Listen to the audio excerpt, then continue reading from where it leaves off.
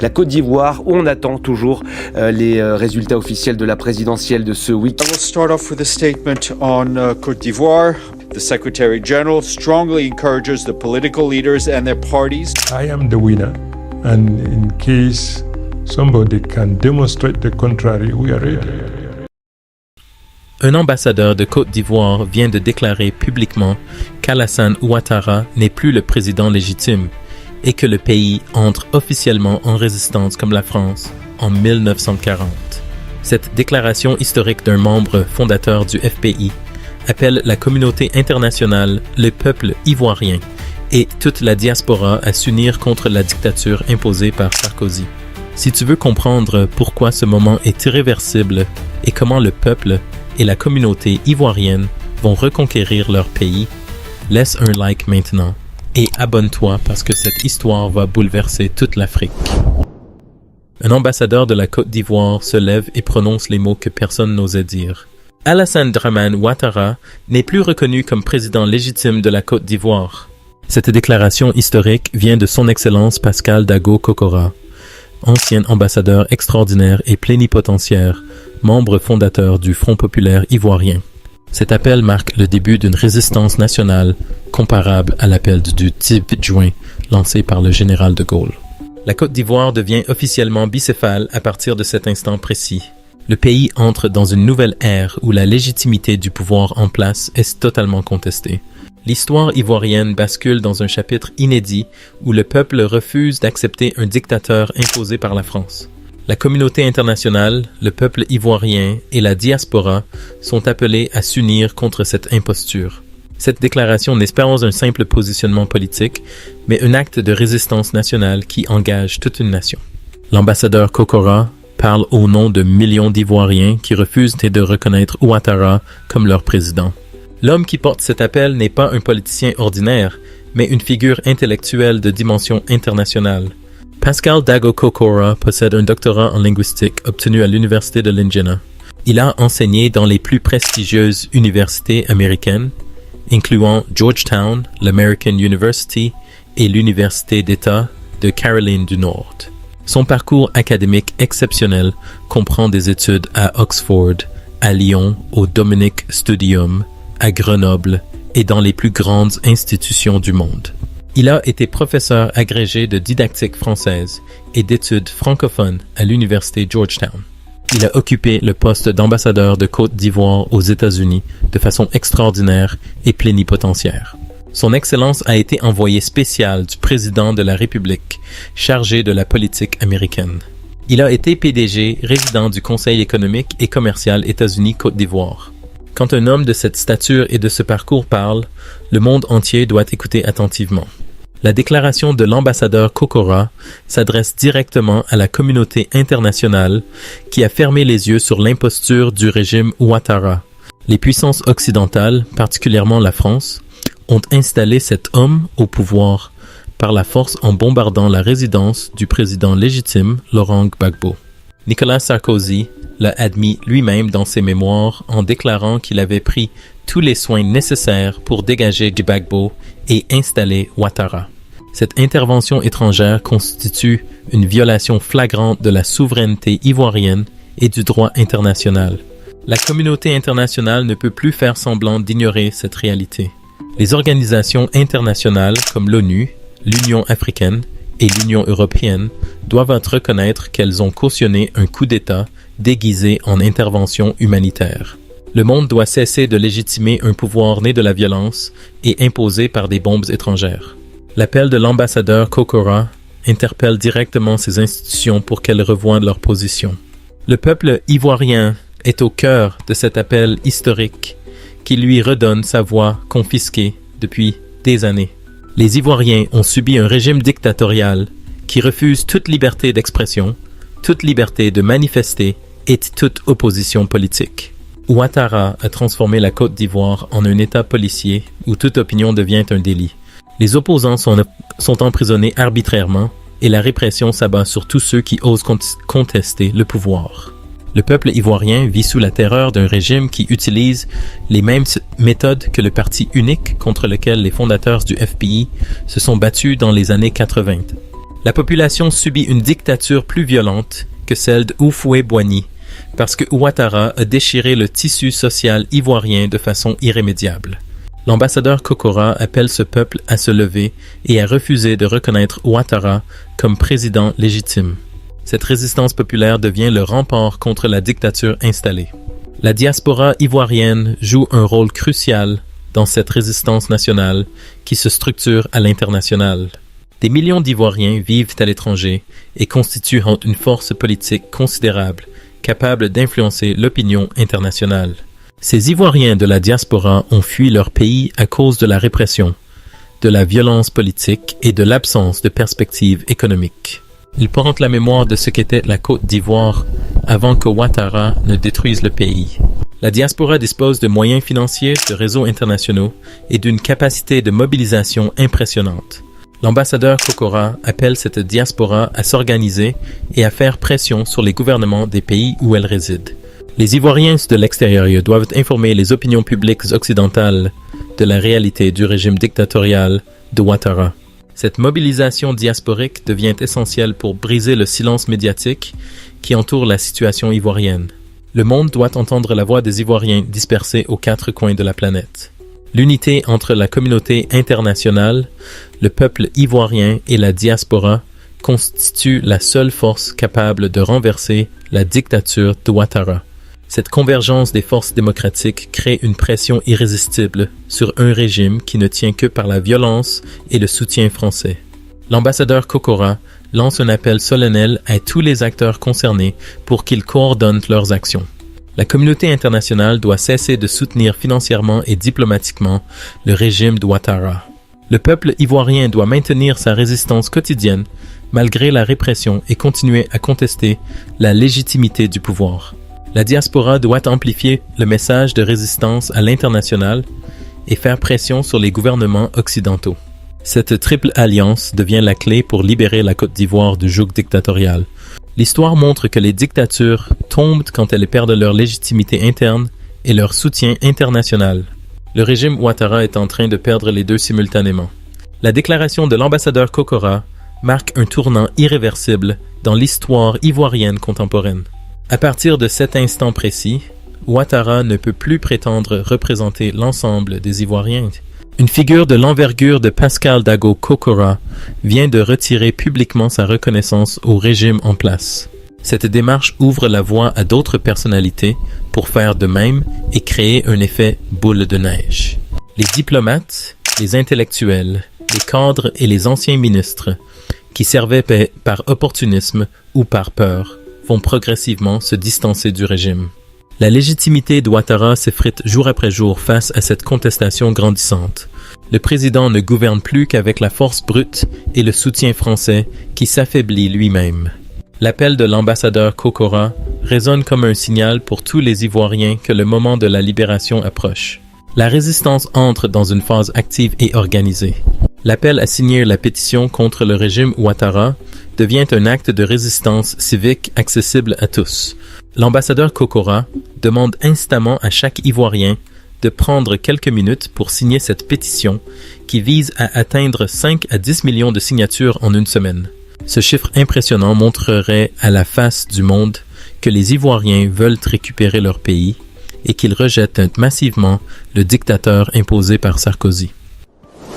Alassane Dramane Ouattara a réussi en 35 ans à déchirer complètement le tissu social ivoirien de façon méthodique et destructrice. L'ambassadeur Pascal Dago Kokora utilise cette expression forte pour décrire l'ampleur des dégâts causés par cet homme à la nation ivoirienne. Cette destruction ne s'est pas faite en un jour mais résulte d'une stratégie délibérée étalée sur plusieurs décennies. Ouattara a utilisé tous les moyens disponibles pour diviser les Ivoiriens et les dresser les uns contre les autres. Le premier acte majeur de cette destruction a été la création d'une rébellion armée qu'il a financée personnellement comme moyen pour arriver au pouvoir. Cette rébellion a coupé la Côte d'Ivoire en deux parties distinctes, créant une division physique et psychologique profonde. Des milliers d'Ivoiriens sont morts à cause de cette guerre civile orchestrée pour des ambitions personnelles. Les familles ont été déchirées, les communautés ont été opposées et la confiance entre Ivoiriens a été anéantie. Cette stratégie criminelle a laissé des cicatrices profondes dans la société ivoirienne. Le régime Ouattara a instauré une dictature plus violente que celle du parti unique, contre lequel les fondateurs du FPI se sont battus. L'ambassadeur Kokora, qui a vécu sous Houphouët-Boigny et a subi la répression du parti unique, affirme sans hésitation que Ouattara est pire. Sous Houphouët-Boigny, les opposants étaient mis en résidence surveillée, comme l'a été Pascal Dago Kokora lui-même pendant 1 an.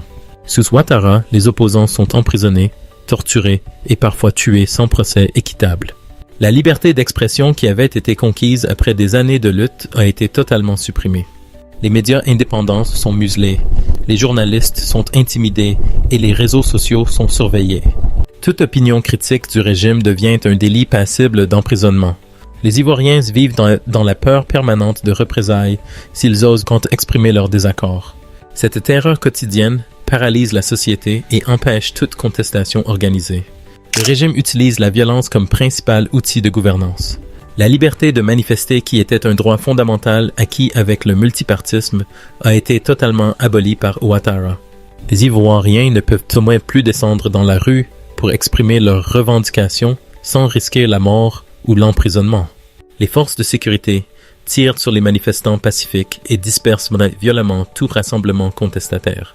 Cette interdiction de manifester constitue un retour au parti unique, où toute expression publique de désaccord était impossible. Les jeunes Ivoiriens qui n'ont pas connu cette époque découvrent ce que leurs parents avaient combattu dans les années 80. La comparaison avec le régime de Houphouët-Boigny devient inévitable et montre une régression démocratique dramatique. Les acquis de 30 ans de lutte pour la démocratie ont été balayés en quelques années.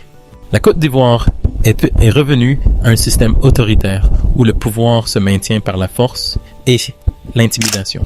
Cette situation insupportable justifie pleinement l'appel à la résistance lancé par l'ambassadeur Kokora.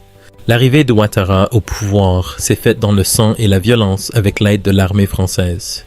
Les bombes sont tombées sur la résidence de Laurent Gbagbo, qui était le président élu légitime de la Côte d'Ivoire. Cette intervention militaire étrangère constitue une agression caractérisée contre un État souverain. La France de Nicolas Sarkozy a décidé unilatéralement de changer de président ivoirien en utilisant la force armée. Les hélicoptères français ont bombardé le palais présidentiel, tué des civils et détruit des infrastructures pour installer leur candidat au pouvoir. Cette violence inaugurale du régime Ouattara a marqué profondément la conscience collective ivoirienne. Les Ivoiriens ont vu leur volonté exprimée dans les urnes être annulée par des bombes étrangères. Cette humiliation nationale ne peut être oubliée ni pardonnée. Le régime Ouattara porte la tâche originelle d'être né de l'intervention militaire française. Cette naissance illégitime entache définitivement sa prétention à représenter le peuple ivoirien. La vérité sur les élections qui ont mené à la crise éclate progressivement avec les témoignages et les aveux des acteurs de l'époque. Laurent Gbagbo avait remporté les élections de façon légitime, mais Ouattara a refusé de reconnaître sa défaite. Nicolas Sarkozy l'admet lui-même dans ses mémoires, en déclarant qu'il a pris tous les soins nécessaires pour dégager Gbagbo et installer Ouattara au pouvoir. Cette déclaration constitue un aveu de coup d'État organisé par la France contre un président africain démocratiquement élu.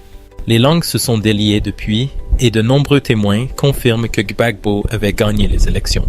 Les observateurs internationaux qui ont validé la victoire de Ouattara ont agi sous pression politique et non sur la base des résultats réels. Cette falsification électorale massive avec la complicité de la communauté internationale représente un crime contre la démocratie. Les Ivoiriens savent qu'ils ont été volés de leur choix démocratique. Cette injustice fondamentale alimente la résistance contre le régime illégitime de Ouattara. La politique de discrimination ethnique menée par Ouattara a approfondi les divisions du pays de façon dangereuse. Dans une interview accordée à l'Express, Ouattara a déclaré sans ambiguïté qu'il s'agissait d'un simple rattrapage, parce que sous Gbagbo, les communautés du Nord représentant 40% de la population étaient exclues des postes de responsabilité.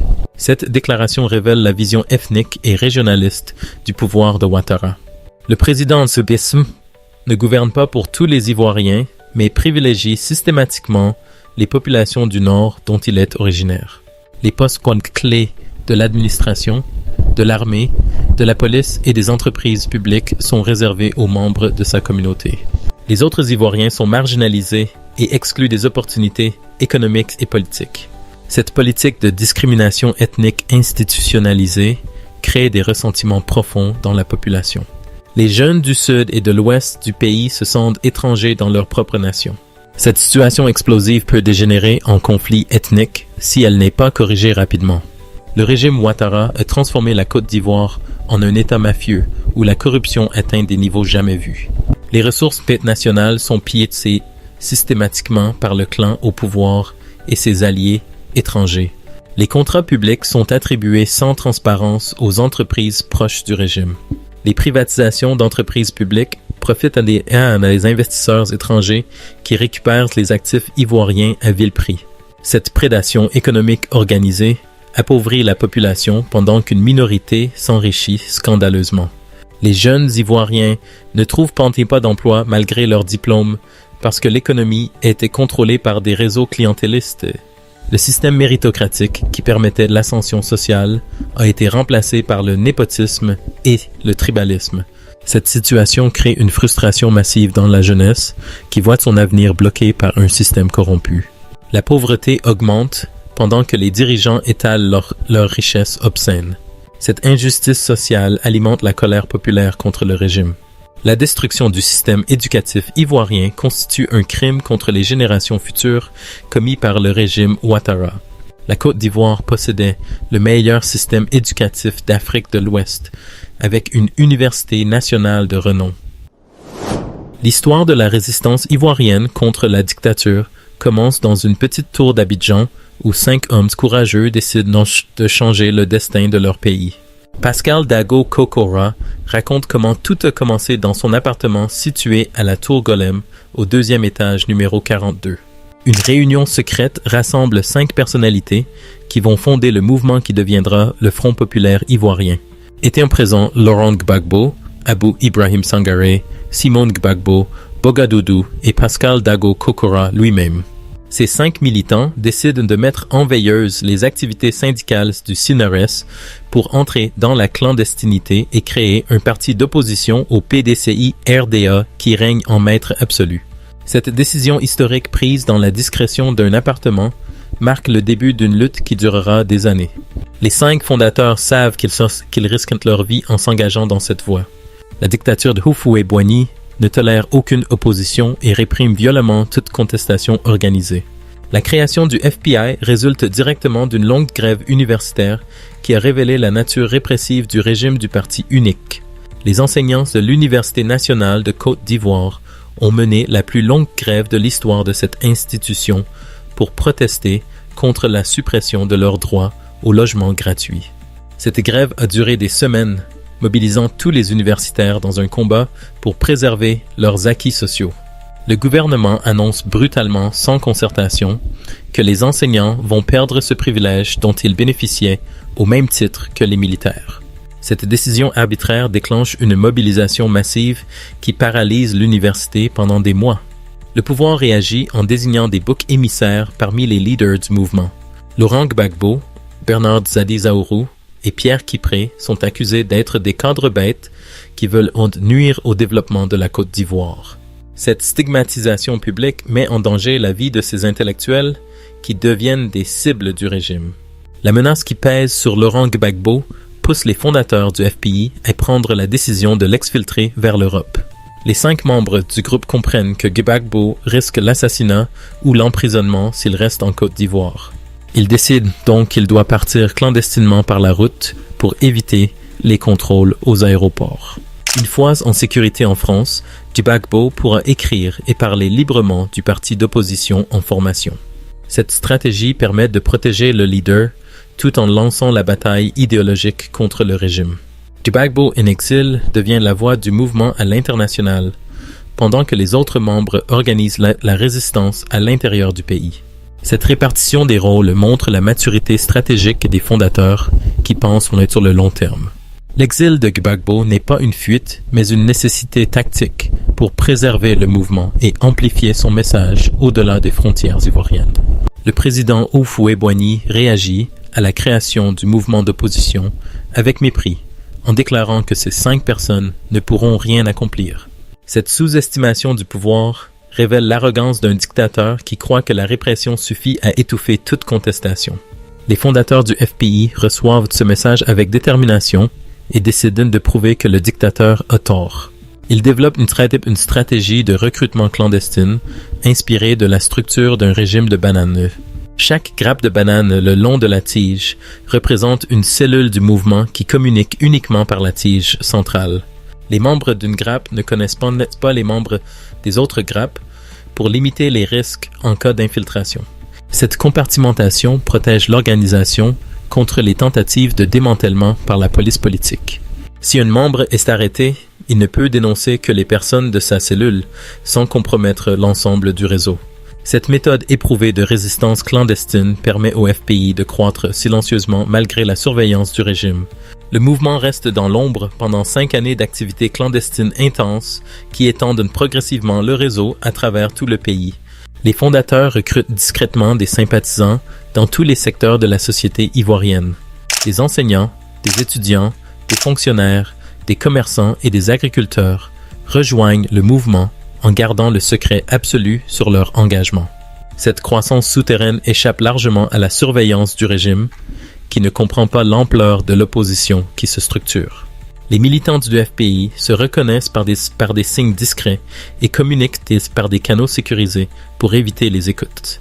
Des réunions clandestines se tiennent dans des lieux changeants pour déjouer les filatures policières. Ce travail patient et méthodique construit les fondations d'un mouvement qui émergera au grand jour au moment opportun.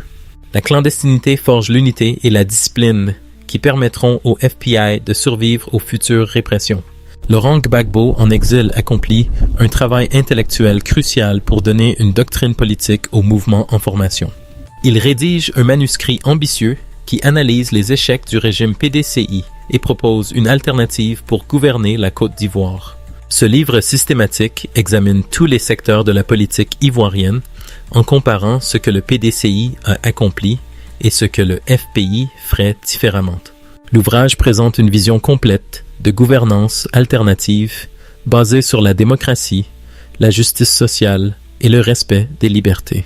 Gbagbo signait ce livre non pas de son nom personnel mais du nom Front populaire ivoirien siglé FPI. Cette signature collective marque la naissance publique du parti qui sort ainsi de l'anonymat. Le livre s'intitule « Propositions pour gouverner la Côte d'Ivoire » et est publié chez l'Harmattan à Paris. Cette publication constitue un événement majeur dans l'histoire de l'opposition ivoirienne car elle donne une existence publique au FPI. La sortie du livre de Gbagbo transforme le FPI d'un mouvement clandestin en une organisation politique reconnue sur la scène internationale. Les Ivoiriens découvrent qu'une opposition structurée existe et proposent une alternative crédible au parti unique. Le régime ne peut plus ignorer l'existence du FBI qui s'affiche désormais publiquement. Cette visibilité nouvelle attire de nouveaux sympathisants qui n'osaient pas rejoindre un mouvement purement clandestin. Les intellectuels, les étudiants et les citoyens ordinaires commencent à discuter ouvertement des propositions du FPI. Les débats politiques interdits, depuis des décennies, reprennent timidement dans les espaces privés. Le livre de Gbagbo circule clandestinement en Côte d'Ivoire malgré l'interdiction du régime. Cette diffusion souterraine propage les idées du FPI et élargit sa base de soutien. Le combat idéologique engage, transforme progressivement la conscience politique ivoirienne et prépare le terrain pour les futures luttes démocratiques. Pascal Dago Kokora subit personnellement la répression du régime qui le place en résidence surveillée pendant 1 an entier. Le ministre de l'Éducation nationale de l'époque lui interdit formellement de mettre les pieds sur le campus universitaire sous peine d'arrestation immédiate. Cette mesure vise à isoler Kokora de ses étudiants et à l'empêcher de diffuser son enseignement qualifié de subversif par le pouvoir. La répression touche ainsi directement les fondateurs du FPI qui paient le prix de leur engagement. Kokora vit pendant des mois sous surveillance constante, sans pouvoir exercer normalement sa profession d'enseignant. La pétition lancée par l'ambassadeur Kokora constitue l'arme pacifique qui permet à chaque Ivoirien de participer à la résistance contre le régime dictatorial. Cette initiative vise à rassembler 5 à 10 millions de signatures en une semaine, pour démontrer massivement le rejet de Ouattara par le peuple ivoirien. Chaque signature représente un acte de courage d'un citoyen qui refuse de se soumettre et affirme sa volonté de changement. L'ambassadeur demande instamment à tous les Ivoiriens de prendre quelques minutes pour signer cette pétition qui deviendra un document historique. Ce chiffre impressionnant de signatures montrera à la face du monde que les Ivoiriens veulent récupérer leur pays. La communauté internationale ne pourra plus ignorer cette expression massive de la volonté populaire. Les gouvernements étrangers qui soutiennent Ouattara devront réviser leur position face à cette preuve éclatante de son illégitimité. La pétition devient le moyen de contourner la censure et la répression qui empêchent les manifestations physiques dans les rues ivoiriennes. La mobilisation de la diaspora ivoirienne devient cruciale pour faire pression sur les gouvernements occidentaux qui soutiennent le régime Ouattara. Les millions d'Ivoiriens vivant en France, aux États-Unis, au Canada, en Belgique et dans d'autres pays occidentaux possèdent une capacité d'influence considérable. Ces Ivoiriens de l'extérieur doivent organiser des manifestations devant les ambassades, interpeller leurs députés et informer les médias locaux de la réalité ivoirienne. La diaspora dispose de moyens financiers pour soutenir la résistance intérieure et amplifier son message à l'international. Les associations d'Ivoiriens à l'étranger doivent se coordonner pour mener des actions simultanées dans plusieurs pays, créant un effet de pression maximale. Les réseaux sociaux permettent cette coordination transnationale qui dépasse les frontières et échappe au contrôle du régime. Chaque Ivoirien de la diaspora doit devenir un ambassadeur de la résistance dans son pays de résidence. Cette mobilisation externe complète la lutte intérieure et crée une tenaille qui étouffe progressivement le régime. Le peuple ivoirien à l'intérieur du pays doit maintenir une résistance quotidienne malgré les risques de répression qui pèsent sur toute contestation. Cette résistance prend des formes multiples, allant du simple refus de reconnaître Ouattara comme président légitime aux actions plus visibles de désobéissance civile. Les citoyens peuvent boycotter les élections truquées organisées par le régime pour lui retirer toute apparence de légitimité démocratique. Les commerçants peuvent refuser de payer des taxes à un gouvernement qu'ils ne reconnaissent pas. Les fonctionnaires peuvent ralentir l'exécution des directives gouvernementales par une résistance passive. Les étudiants peuvent organiser des grèves et des manifestations malgré la répression. Les artistes peuvent créer des œuvres qui contestent le pouvoir et éveillent les consciences. Chaque acte de résistance, aussi petit soit-il, contribue à l'affaiblissement du régime. Cette multitude d'actions individuelles crée un climat d'instabilité permanente qui épuise les forces du pouvoir. La communauté internationale doit cesser immédiatement de soutenir financièrement et diplomatiquement le régime dictatorial d'Ouattara qui ne représente pas le peuple ivoirien. Les organisations internationales comme l'ONU, l'Union africaine et l'Union européenne doivent réviser leur position et reconnaître l'illégitimité de ce pouvoir imposé par la force. Les pays occidentaux, particulièrement la France, qui a installé Ouattara au pouvoir, doivent assumer leurs responsabilités dans la crise ivoirienne. Les institutions financières internationales doivent suspendre leurs prêts à un gouvernement qui utilise l'argent public pour réprimer sa population et enrichir une clique. Les entreprises multinationales qui exploitent les ressources ivoiriennes en complicité avec le régime doivent être dénoncées et boycottées. Cette pression internationale combinée à la résistance intérieure créera les conditions du changement. L'histoire montre que les dictatures tombent quand elles perdent simultanément leur légitimité interne et leur soutien externe. Le régime Ouattara est en train de perdre les deux. La récupération de la souveraineté ivoirienne, confisquée par la France, constitue l'objectif central de cette résistance nationale qui dépasse les clivages partisans. La Côte d'Ivoire ne peut pas être véritablement indépendante tant qu'un pays étranger décide qui doit gouverner le pays. L'intervention militaire française qui a installé Ouattara au pouvoir représente une violation flagrante de la souveraineté ivoirienne.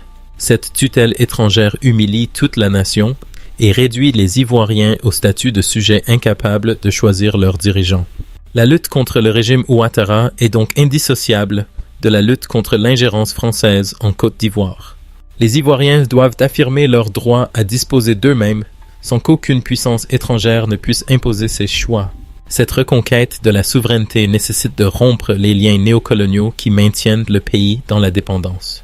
Les accords militaires, les bases françaises et les monopoles économiques doivent être remis en cause pour permettre une véritable indépendance.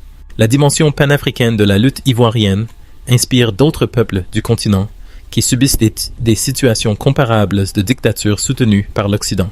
La résistance du peuple ivoirien envoie un signal d'espoir à tous les Africains qui aspirent à la liberté et à la dignité. Le combat contre Ouattara dépasse les frontières ivoiriennes et s'inscrit dans une lutte plus large pour la libération de l'Afrique. L'appel de l'ambassadeur Pascal Dago Kokora marque un tournant irréversible pour le peuple, et toute la communauté ivoirienne et la Côte d'Ivoire ne sera plus jamais la même après cette déclaration. Ouattara a perdu sa légitimité et la résistance est en marche, avec la communauté internationale, le peuple ivoirien et la diaspora unie pour libérer le pays. Laisse un like si cette révélation t'a ouvert les yeux.